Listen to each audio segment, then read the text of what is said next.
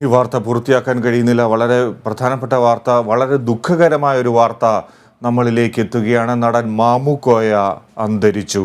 അദ്ദേഹത്തിൻ്റെ നില അതീവ ഗുരുതരമായി തുടരുകയായിരുന്നു. കോഴിക്കോട് സ്വകാര്യ ആശുപത്രിയിൽ വെന്റിലേറ്ററിൽ കഴിയുന്ന മാമുക്കോയുടെ ആരോഗ്യനില വീണ്ടെടുക്കാൻ ഡോക്ടർമാർ തീവ്ര പരിശ്രമം തുടരുകയായിരുന്നു. അതിനിടെയാണ് അദ്ദേഹത്തിൻ്റെ മരണം സംഭവിച്ചത്. കൂടുതൽ വിവരങ്ങൾക്കായി നമുക്ക് പോകാം. എന്തായാലും ഇപ്പോൾ മാമുക്കോയ മരിച്ചു എന്നുള്ള വിവരങ്ങളാണ് എത്തുന്നത്. മലയാളികളെ ചിരിപ്പിച്ച നടൻ മാമുക്കോയ, നാടകവേദികളിൽ നിറഞ്ഞാടിയ നടൻ മാമുക്കോയ അന്തരിച്ചു. കോഴിക്കോടൻ ജനതയുടെ ജനഹൃദയങ്ങളിൽ സ്ഥാനം പിടിച്ചിരുന്ന അദ്ദേഹം അന്തരിച്ചു എന്നുള്ള വാർത്തയാണ് ഇപ്പോൾ എത്തുന്നത്.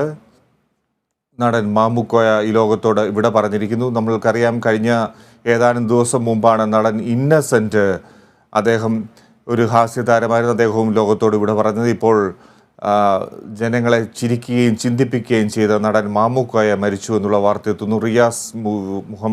റിയാസ് KMR വിവരങ്ങളുമായി ചേരുന്നു. റിയാസ്, നടൻ മാമുക്കോയ മരിച്ചു എന്നുള്ള വിവരങ്ങൾ എത്തുകയാണ്. അതീവ ദുഃഖത്തോടെ ഈ വാർത്തകൾ നമുക്ക് പങ്കുവെക്കാം.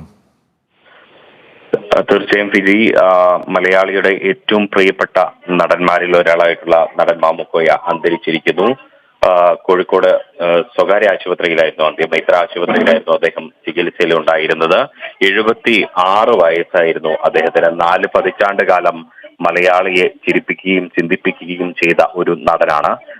കോഴിക്കോട് സ്വദേശിയായ അദ്ദേഹം നാടകത്തിലൂടെയാണ് സിനിമയിലെത്തിയത്. മുഹമ്മദ് എന്ന മാമുക്കോയ, പിന്നീട് മാമുക്കോയ എന്ന പേരിൽ അദ്ദേഹം മലയാള ചലച്ചിത്ര രംഗത്ത് ഹാസ്യ രീതികളിലൂടെ മലയാളി പ്രേക്ഷകരുടെ ഹൃദയത്തിലേക്ക് കൂടുകൂട്ടിയ ഒരു വ്യക്തിത്വമായിരുന്നു. ചെറുപ്പത്തിൽ വിദ്യാർത്ഥിയായിരിക്കുമ്പോൾ തന്നെ നാടക പ്രവർത്തകനായാണ് മാമുക്കോയ തുടങ്ങിയിരുന്നത്.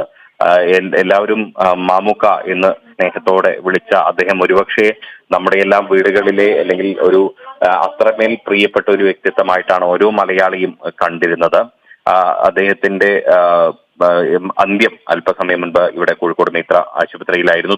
തിങ്കളാഴ്ച രാത്രി ആണ് അദ്ദേഹത്തിന് ഹൃദയാഘാതം സംഭവിച്ചത്. അദ്ദേഹം മലപ്പുറത്ത് ഒരു ഫുട്ബോൾ ഉദ്ഘാടനം ചെയ്യാൻ വേണ്ടി, ഫുട്ബോളിന്റെ ഒരു 7th ഫുട്ബോൾ ടൂർണമെന്റ് ഉദ്ഘാടനം ചെയ്യാൻ വേണ്ടി പോയ സമയത്തായിരുന്നു ഈ സംഭവം. തിങ്കളാഴ്ച രാത്രി 8 മണിയോടുകൂടി കാളികാവ് പൂങ്ങോടൻ 7th ഫുട്ബോൾ ടൂർണമെന്റിന്റെ ഉദ്ഘാടന ചടങ്ങിലെത്തിയപ്പോഴാണ് അദ്ദേഹത്തിന് ദേഹാസ്വാസ്ഥ്യം അനുഭവപ്പെടുകയും പിന്നീട് ആ സ്റ്റേഡിയത്തിൽ ഉണ്ടായിരുന്ന ആംബുലൻസിൽ മിനിറ്റുകൾക്കകം തന്നെ അദ്ദേഹത്തെ മലപ്പുറം വണ്ടൂരിലെ സ്വകാര്യ ആശുപത്രിയിൽ എത്തുകയും ചെയ്തു. അവിടെ നിന്ന് അന്ന് രാത്രിയോടുകൂടി പ്രഥമ ശുശ്രൂഷ ലഭ്യമാക്കുകയും പിന്നീട് ചൊവ്വാഴ്ച പുലർച്ചെ 2 മണിയോടുകൂടി വെന്റിലേറ്റർ സംവിധാനമുള്ള ആംബുലൻസിൽ ഈ കോഴിക്കോട് സ്വകാര്യ ആശുപത്രിയിലേക്ക് എത്തിക്കുകയുമായിരുന്നു ഉണ്ടായിരുന്നത്.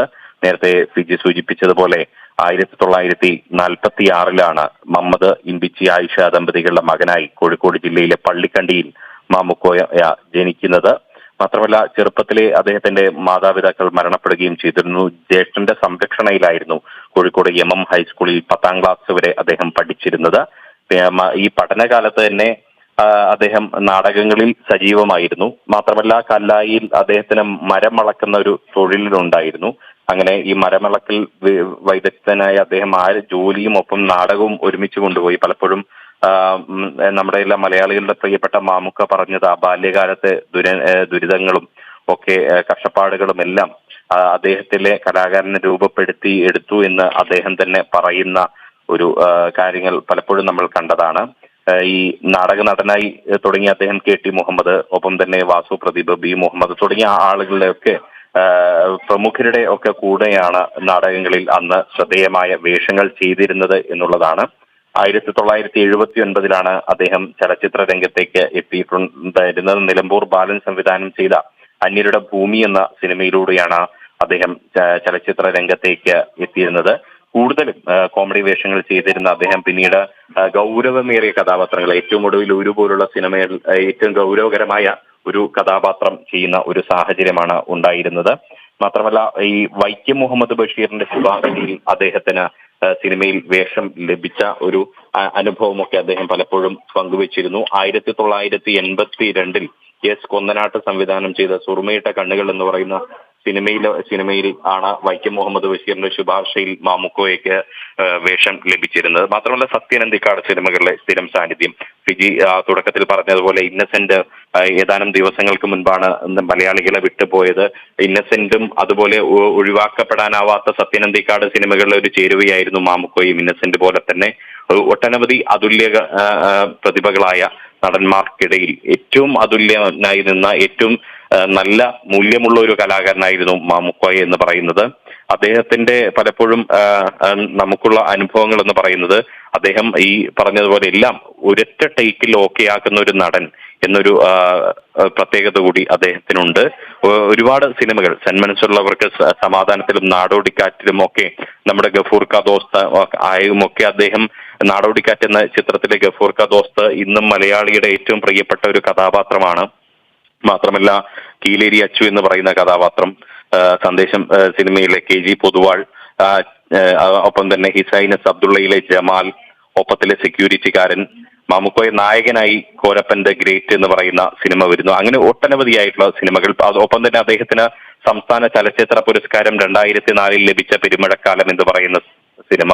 ഇന്നത്തെ ചിന്താവിഷയം എന്ന് പറയുന്ന സിനിമയിലൂടെ 2008 അദ്ദേഹം മികച്ച ഹാസ്യ നടനുള്ള സംസ്ഥാന പുരസ്കാരവും അദ്ദേഹം നേടുകയുണ്ടായി. അങ്ങനെ ഒട്ടനവധിയായ നമുക്ക് മലയാളിക്ക് അത്രമേൽ പ്രിയപ്പെട്ട ഒരുപാട് നല്ല കഥാപാത്രങ്ങൾ നൽകിയ നമ്മുടെയൊക്കെ വീട്ടിലെ ഒരു കാരണവർ സ്ഥാനത്തോ അല്ലെങ്കിൽ അത്രമേൽ പ്രിയപ്പെട്ട ഒരു നടനെയാണ് അല്പം മുൻപ് നമുക്ക് നഷ്ടമായിരിക്കുന്നത്. ഫിജി റിയാസ്, നമുക്കറിയാം അദ്ദേഹം ചെയ്ത കഥാപാത്രങ്ങൾ എപ്പോഴും എല്ലാ കാലത്തും അദ്ദേഹം വളരെ ഗൗരവത്തോടെ ചെയ്ത ആ വേഷങ്ങളൊക്കെ ചിരിപ്പിക്കുന്നതായിരുന്നു.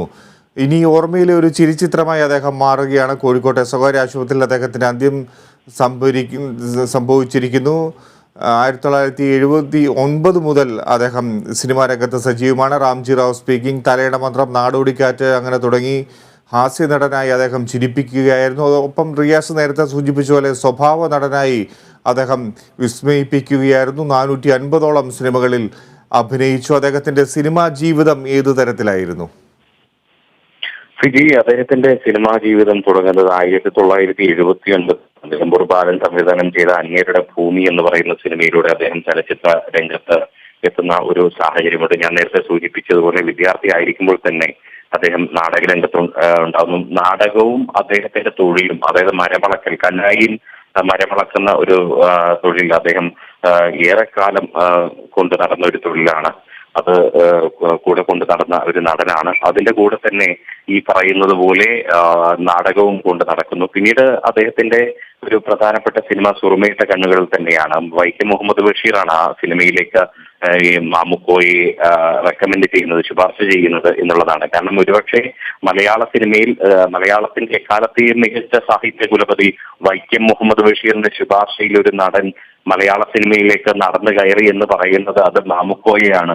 ഒരിക്കലും വൈക്കം മുഹമ്മദ് ബഷീറിന്റെ ആ ശുപാർശ തെറ്റായിരുന്നില്ല എന്ന് കഴിഞ്ഞ 4.5 പതിറ്റാണ്ട് കാലം 79 മുതൽ ഇങ്ങോട്ടുള്ള 2003 വരെയുള്ള ഒരുപക്ഷെ അദ്ദേഹത്തിന്റെ ഏറ്റവും ഒടുവിലായി തിയേറ്ററിൽ വന്ന ചിത്രം ഉരുവാണ്. ഉരു എന്ന് പറയുന്ന സിനിമ അടക്കം ഈ നമുക്ക് വ്യക്തമാകുന്നത് അതായത് വൈക്കം മുഹമ്മദ് ബഷീറിന്റെ ആ ഒരു ഓപ്ഷൻ തെറ്റായിരുന്നില്ല എന്നുള്ളത് തന്നെയാണ്. അത്രയും മികച്ച ഒരു നടനാണ്. മാത്രമല്ല തന്മനസ്സുള്ളവർക്ക് സമാധാനം എന്ന ചിത്രത്തിലും, ഒപ്പം നാടോടിക്കാറ്റ് എന്ന് പറയുന്ന സിനിമയിലെ ഗഫൂർ കാ ദോസ്ത് ഇന്നും മലയാളിയുടെ ഹാസ്യാത്മകമായ ചിന്തകൾ ഏറ്റവും ശക്തമായി ഇടം പിടിച്ച ഒരു കഥാപാത്രമായി ഇന്നും നിലനിൽക്കുന്നു. ഒപ്പം തന്നെ കീലേരി അച്ചു എന്ന് പറയുന്ന കഥാപാത്രം ഇന്നും മലയാളി ഇന്ന് ആധുനിക കാലത്തെ ട്രോളുകളുടെ കാലത്ത് ജീവിക്കുമ്പോൾ ഏറ്റവും കൂടുതൽ ട്രോൾ ചെയ്യാൻ ഉപയോഗിക്കുന്ന ഒരു കഥാപാത്രമായിട്ട് കീലേരി അച്ചുവും സന്ദേശത്തിലെ KG പൊതുവാളും ഒക്കെ നമ്മൾ ഉപയോഗിക്കുന്നു എന്നുള്ളതാണ്. അതിനപ്പുറം സ്വഭാവ നടൻ എന്ന രീതിയിൽ അത്രയധികം വിസ്മയിപ്പിച്ച ഒരു നടനാണ് മാമുക്കോയ എന്ന് പറയുന്നത്.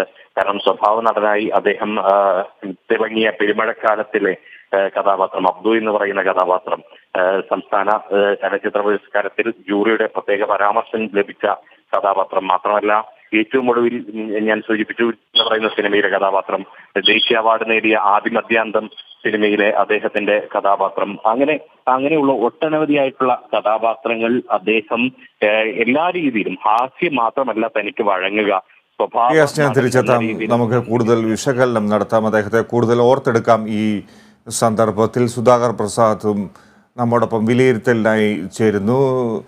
സുധാകർ, എങ്ങനെയാണ് അദ്ദേഹത്തെ ഓർക്കുന്നത്? പ്രത്യേകിച്ച് 1979 സിനിമയിലെത്തിയ അദ്ദേഹം 450ഓളം സിനിമകളിൽ അഭിനയിച്ച അദ്ദേഹത്തിൻ്റെ സിനിമാ ജീവിതം നമ്മൾ എങ്ങനെ കാണണം?